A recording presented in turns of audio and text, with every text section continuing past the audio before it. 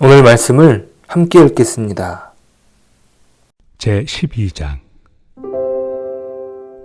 형제들아, 신령한 것에 대하여 나는 너희가 알지 못하기를 원하지 아니하노니 너희도 알거니와 너희가 이방인으로 있을 때 말 못하는 우상에게로 끄는 그대로 끌려갔느니라. 그러므로 내가 너희에게 알리노니 하나님의 영으로 말하는 자는 누구든지 예수를 저주할 자라 하지 아니하고 또 성령으로 아니하고는 누구든지 예수를 주시라 할 수 없느니라.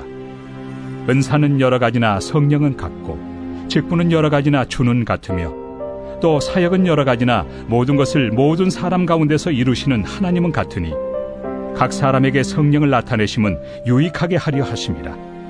어떤 사람에게는 성령으로 말미암아 지혜의 말씀을, 어떤 사람에게는 같은 성령을 따라 지식의 말씀을, 다른 사람에게는 같은 성령으로 믿음을, 어떤 사람에게는 한 성령으로 병 고치는 은사를, 어떤 사람에게는 능력 행함을, 어떤 사람에게는 예언함을, 어떤 사람에게는 영들 분별함을, 다른 사람에게는 각종 방언 말함을, 어떤 사람에게는 방언들 통역함을 주시나니 이 모든 일은 같은 한 성령이 행하사 그의 뜻대로 각 사람에게 나누어 주시는 것이니라.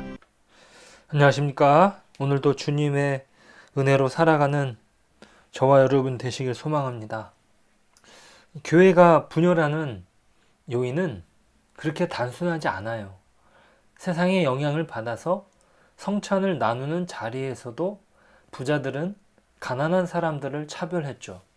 당시 부자들이 가지고 있던 관행을 그대로 버리지 못하고 교회에서도 그들은 부자 행세를 했던 것이에요. 부자가 잘못된 것이 아니라 그들이 따르는 관행이 그들을 잘못된 길로 인도한 것이죠. 그래서 바울 사도가 11장에서 부유한 자들에게 도리어 해롭다고 하지 않습니까? 그들이 만든 모임이 해롭다는 것이에요. 부자가 잘못된 것이 아니라 그들의 잘못된 관행의 모임, 그것이 분쟁을 일어나게 만든 것이죠. 단순히 부자가 가난해져야 한다고 말하지 않아요. 그들의 사회적 지위를 파괴하는 것이 아니라 사회 속에 각자의 모습대로 주님 안에서 빛으로서의 역할을 감당하는 것이 중요합니다. 오늘 본문은 분열을 초래하는 이유 중 어쩌면 가장 해결하기 어려운 문제에 다다른 것 같습니다. 그것은 은사에 의하여 서로 간에 불협화음을 내는 것이죠. 자신이 받은 은사가 최고라고 여기는 것이에요. 그것은 상당히 영적인 것이기에 말하기가 어려운 면이 있죠. 바울 사도께서 이 부분을 말씀하시면서 1절에서 나는 너희가 알지 못하기를 원하지 아니한다고 했어요.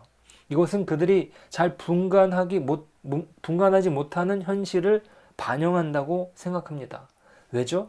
영적인 것이기에 저 사람이 말하지 맞지 짐작하는 것이에요. 그래도 저 사람이 가진 은사가 정말 대단한 것이야 서로 간에 인정하는 것일 수도 있어요. 하지만 바울 사도는 분명히 말하죠. 너희들이 몰라서는 안 된다고 말이죠.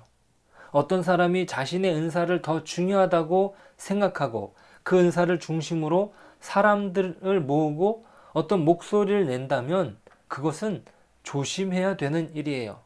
바울 사도가 개척한 고린도 교회도 예외이지 않았죠. 서로 간의 비교와 분쟁이 각자에게 주어진 은사에서 비롯되었다는 것은 위험한 일이에요. 은사는 철저히 하나님께서 베푸신 선물이라는 사실을 주지해야 하죠. 왜냐하면 자칫 그 은사를 주도하는 사람이 그 은사의 주인으로 자처하기 때문이에요. 바울 사도는 분명히 말합니다. 하나님의 영으로 말하는 사람의 기준 말이에요. 첫째는 예수를 저주하지 않는 자입니다. 누구도 예수를 저주할 수 없어요. 그런데 거짓 교사 중에 예수를 말하지만 예수를 부인하는 사람들이 있었어요. 그들은 잘못된 가르침으로 예수보다는 다른 것을 가르쳤죠. 그들의 문화적 배경은 예수는 저주받은 자이며 나무에 못 박힌 사람이기 때문이에요. 하지만 오직 예수 그리스도로 말미암아 우리가 구원받았다는 사실을 기억해야 합니다. 둘째는 예수를 주시라고 고백하는 것이에요. 어떤 은사를 행한다 해도 그 사람은 주인이 될 수 없어요. 서로 간에 어떤 은사에 대하여 비교할 필요가 없죠. 왜냐하면 모든 것을 주관하시는 분이 예수 그리스도이시기 때문이에요. 우리는 자칫 자신이 받은 은사에 매료되어 무엇인가를 가르쳐 주려고 해요. 제가 예전에 어느 기도원을 갔다가 방언을 가르쳐 주는 것을 경험한 적이 있어요. 코카콜라를 수백 번 반복하다가 혀가 말리는 때가 있는데 그때 방언이 임한다고, 그렇게 방언을 받으라고 수백 명의 사람을 가르치더라고요. 저는 그렇게 생각해요. 무엇을 가르쳐 주려고 할 때 그것은 이미 사람의 것이 된다고 말이죠. 모든 은사는 철저히 하나님의 것이에요.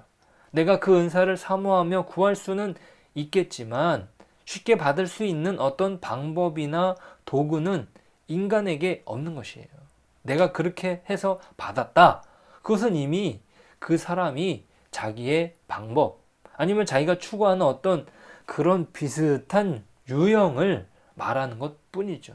그것을 방언이 학습 도구도 아니고 학원에서 가르쳐주는 무엇이 아니지 않습니까?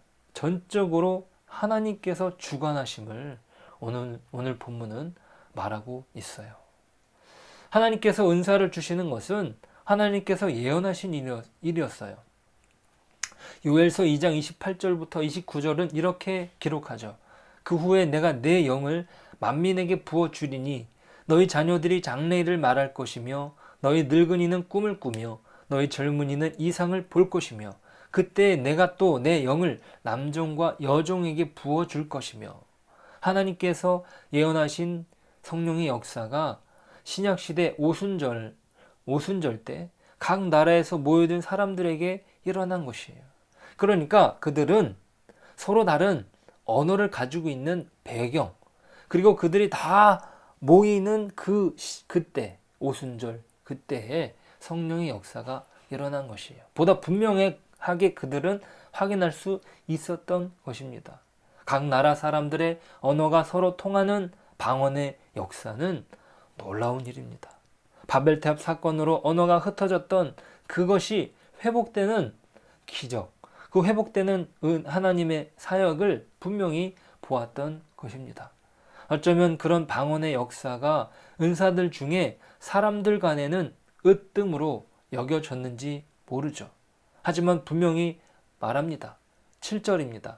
각 사람에게 성령을 나타내심은 유익하게 하려 하심이라. 각 사람에게 성령을 나타내셔서 베푸신 은혜라는 것이에요. 각 사람은 공통적으로 성령으로 말미암아 각종 은사를 받게 된 것이에요. 어떤 것이 우위에 놓일 수 없어요. 이것은 7절에서 말씀하시는 것처럼 같은 한 성령이 행하사 그의 뜻대로 각 사람에게 나누어 주신 것이기 때문이죠. 우리는 성령께서 베푸신 것을 받은 것 뿐이에요.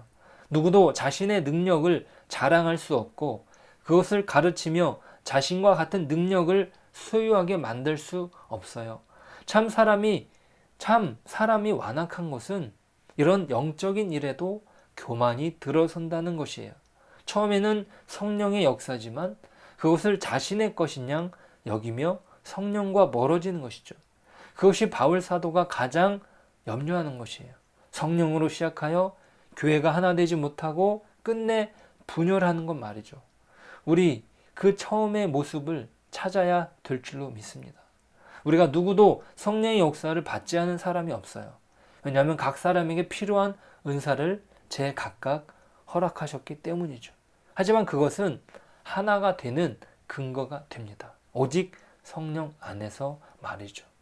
그래서 우리는 성령께서 우리에게 주신 은사를 잘 활용하고 그것이 그 은사를 사용하는 목적은 무엇입니까? 교회를 하나 되게 만드는 것입니다.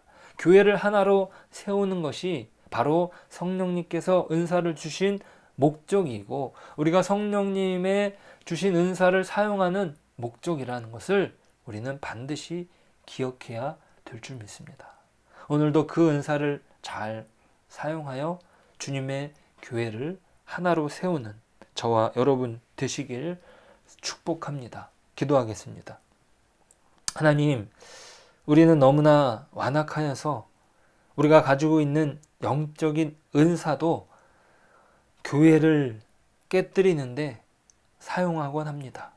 하나님, 그 모든 것이 다 성령으로부터 말미암았는데 마치 자기 것인 양, 내 것인 양 사용할 때가 얼마나 많은지 주님, 우리를 불쌍히 여겨 주시옵소서.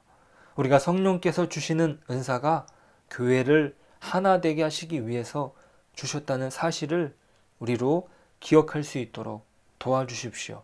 성령이 우리에게 주신 놀라운 은혜, 성령이 우리에게 주신 놀라운 은사, 교회를 온전히 하나 되게 하는데 오늘 하루도 사용하게 하여 주옵소서. 예수님의 이름으로 기도드립니다. 아멘.